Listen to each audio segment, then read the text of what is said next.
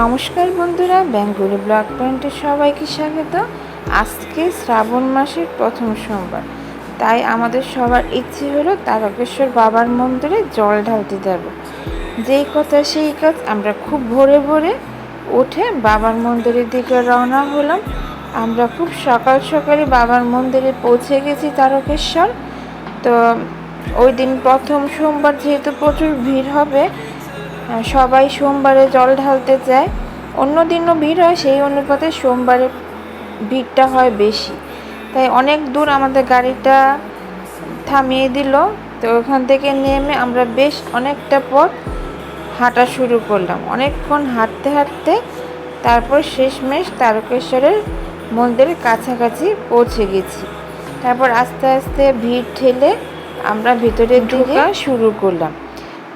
তো মন্দিরের বাইরে এবং ভেতরেই আপনারা সব কিছু কিনতে পারবেন, প্রসাদ, জল, সব কিছু আমরা আগে থেকেই সব কিছুর ব্যবস্থা করে নিয়ে এসেছি।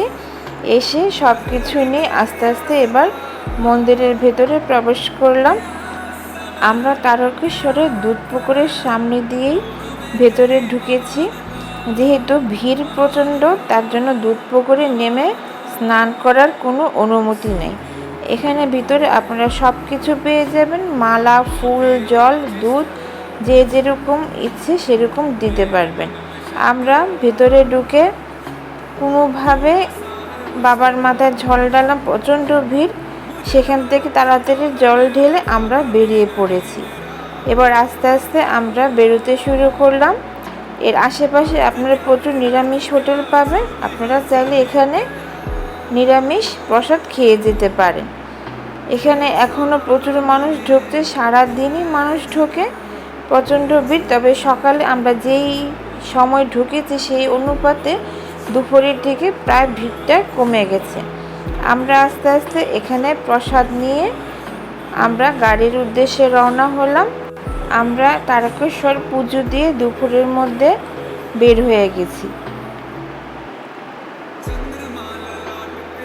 আমরা যখন বেরোচ্ছি তখন আরও মানুষ আস্তে আস্তে ঢুকছে। বিভিন্ন অঞ্চল থেকে বিভিন্ন মানুষ কাঁধে বাঁক করে হেঁটে হেঁটে আসছে, কেউ গাড়িতে আসছে। আমরা কলকাতায় ঘুরতে এসে শ্রাবণ মাসের প্রথম সোমবারে যে তারকেশ্বর এসে বাবার মাথায় জল ঢালতে পারবো তা আসলে বুঝতে পারিনি। আজকে পুজো দিয়ে মনটা বেশ শান্ত লাগছে এবং খুব ভালোও লাগছে। আমরা পুজো দিয়ে আস্তে আস্তে এখানকার বিভিন্ন মেলা ঘুরে ঘুরে দেখলাম।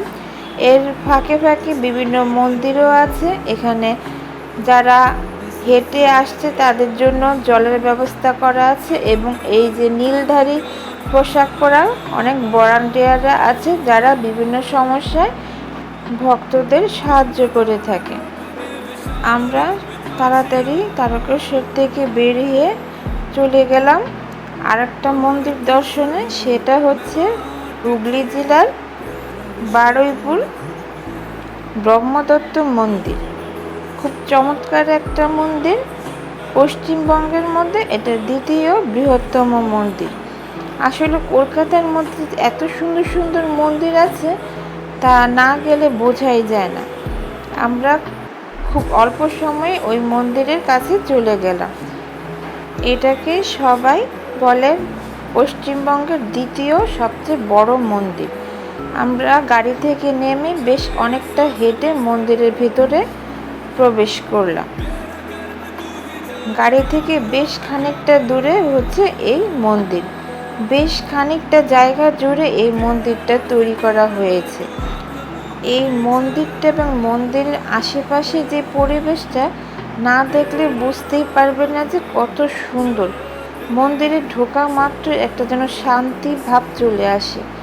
এই হচ্ছে মন্দিরে ঢোকার মূল ফটক। এটা সম্পূর্ণ কাঠের তৈরি এবং ভেতরটা পুরোপুরি শ্বেত পাথরের তৈরি। বিশাল বড় এরিয়া নিয়ে এই মন্দিরটি।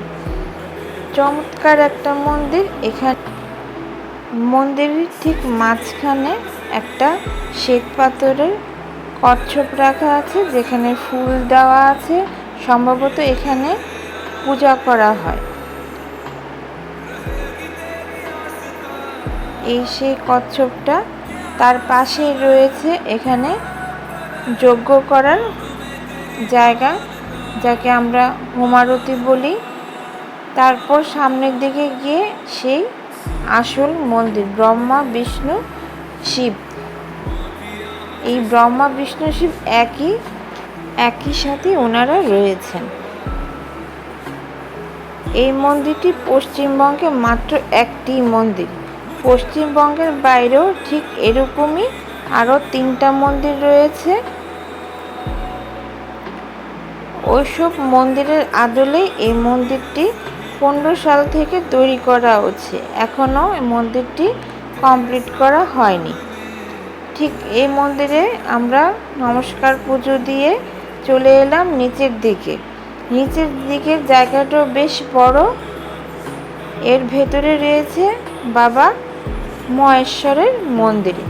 আমরা এখানে খুব শান্তিভাবে আস্তে আস্তে বাবার মাথায় প্রত্যেকে জল ঢাললাম এবং খুব সুন্দরভাবে এখানে পুজো দিয়ে নিলাম। আমরা শিব মন্দির থেকে বেরিয়ে আরও বিভিন্ন ঠাকুরের মূর্তি দেখলাম। মন্দিরটা আমরা ঘুরে দেখতে দেখতে চলে গেলাম সবশেষে মন্দিরের ছাদে। মন্দিরের অর্ধেকই এখানে ছাদ থেকে আপনাদের পুরো মন্দিরটা দেখানোর চেষ্টা করছি।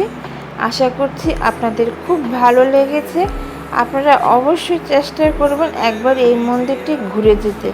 আপনাদের খুবই ভালো লাগবে এবং খুব শান্তিও লাগবে এখানে এসে। আপনারা এখানে চাইলে প্রসাদের ব্যবস্থাও আছে, আপনারা এখানে প্রসাদ গ্রহণ করতেও পারবেন। আমরা মন্দির থেকে বেরিয়ে গেলাম, এবার চলে যাচ্ছি আমাদের গন্তব্যে।